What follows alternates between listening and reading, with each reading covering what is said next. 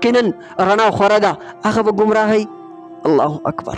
زما عوام ورونو څوک هم چې زما د اواز اوري تاسو ته وایم صرف د دې دپاره سیروزه ولګوئ، صرف د دې دپاره سیروزه ولګوئ چې تاسو ته پته ولګېږي چې آیا دا اهل حق دي که اهل حق نه دي.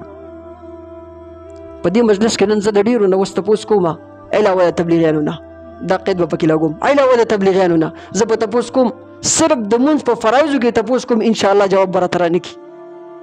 انشاءالله هم پکې هسې ویلي ګوره هغه یوسف جان د یو چا نه انټرویو دی اوس به چېرته ځي وایي انشاءالله جیل ته به ځم. ته به یې که سروزې جومات ته روان چې انشاءالله جیل ته به ځم، دا خو مې هسې انشاءالله ویله.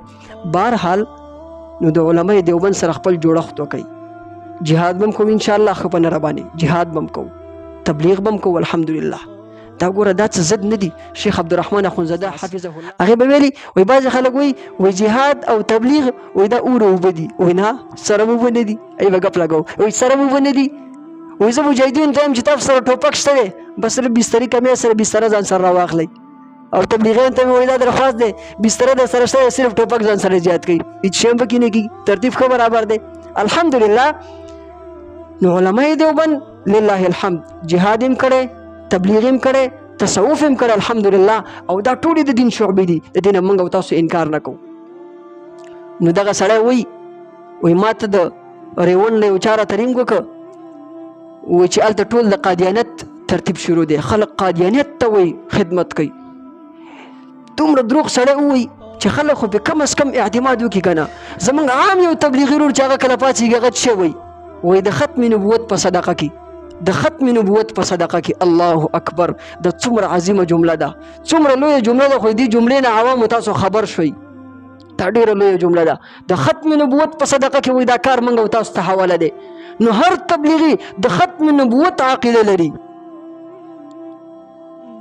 وایي دا یو سړی وایي چا ورته ویلو چې سپي درنه غوږ ویوړو، وایي دې خپل غوږ ته نه کتل او سپي پسې منډې والې، ده ته صرف یو کس ورته دا خبره کړې ده.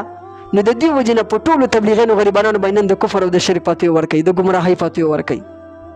د منطق کتابونو کې دا دویمې درجې کتاب دی مرقات کې یو استقرا دی او تمثیل دی. او استقرا ویل کېږي د جزئي نه دلیل نیول دي په کلي باندې او دې ته سره اعتبار نشته دی.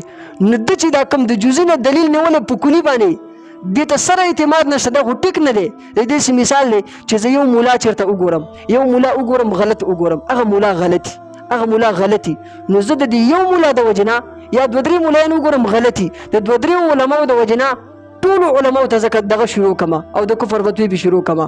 نو د جزئي نه دلیل ونیو په کلي باندې وهذا لا يجوز، دا جایز نه دی.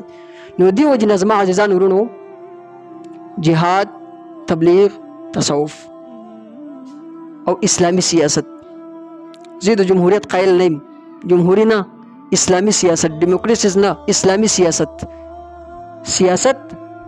اسلامی سیاست. نو دا ټول الحمدلله دا د دین شعبې دي او دا به موږ او تاسو کوو، د دې نه به انکار نه کوو. که څوک په دې کې د یو نه هم انکار کوي دا به ګوره دین ناقص کړي.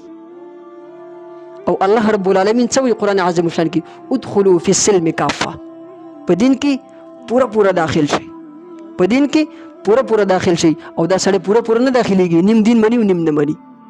نو بهرحال موږ او تاسو به د علمای دیوبند سره خپل تعلق جوړو او د تبلیغي جماعت سره به خپل تعلق جوړو. عوام ستاسو دپاره دا ډېره ښکلې مدرسه ده، دا ډېره ښکلې مدرسه ده ستاسو دپاره. که تاسو ته هر یو کس ته زه اوس ویم چې 14 کاله مدرسې ته ورکئ او مدرسه کې بس 14 کاله تعلیم وکئ، څوک به ورکي څوک یې هم نه ورکوي. خو که تاسو ته ویم چې 3 ورځې ورکئ د الله د دین لپاره انشاءالله ډېر به تیاري او دې وجې نه ډېر اصلاحات راځي. تاسو خیر دی لږه خپله مشاهده وکئ. افریقي په ځنګلو کې هغه خلک چې د حیواناتو نه بدتر شوي دي په عجیبه انداز باندې، هغه الله رب العالمین ورته د تبلیغیانو د وجې نه ورته الله رب العالمین هدایت نصیب کړ او هغه د صحیح مسلمانان شول. زما عزیزان ورونو نو د علمای دیوبند سره به خپل تعلق جوړو او د یو څیز نه به هم انکار نه کوو. جهاد د ټولو نه لویه مرتبه لري، د مولا نه زه د مجاهد مرتبه اوچته ګڼم، ځکه مجاهد تکلیف ډېر تیری، مجاهد تکلیف ډېر تیری، د مجاهد ډېر تکلیفونه دي. د جهاد زندګي ډېره زیاته سخته زندګي ده او هو د جهاد زندگی ډیره سخته زندگی ده. نو دی وجنه د مجاهد د دې درجات هم ډیر زیات بلندي. دا موږ نه کوو چې د مولا د پین صحیح د مجاهد د وینې سره برابر کو. یو موضوعي حدیث ته اکثره د عوامو په خلو باندې ډیر زیات چلیږي، فایده به مودا وشي. وې د مجاهد وینه د قیامت پر ورځ باندې با یوزن یوم القیامت، وې د قیامت پر ورځ باندې به د مجاهد وینه او د عالم د پین صحیح دا به وتلل شي او د عالم د پین صحیح به تنه درنۍ.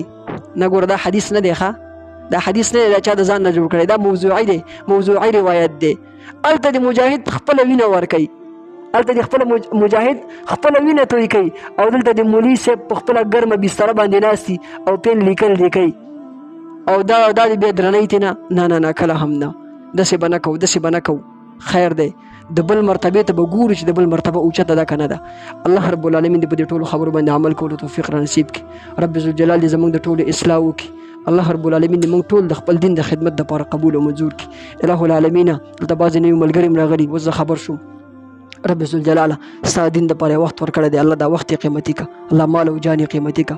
الہ العالمین دا ټول د خپل دین د خدمت دپاره قبول که. الله دا ټول د خپل دین د خدمت دپاره قبول که.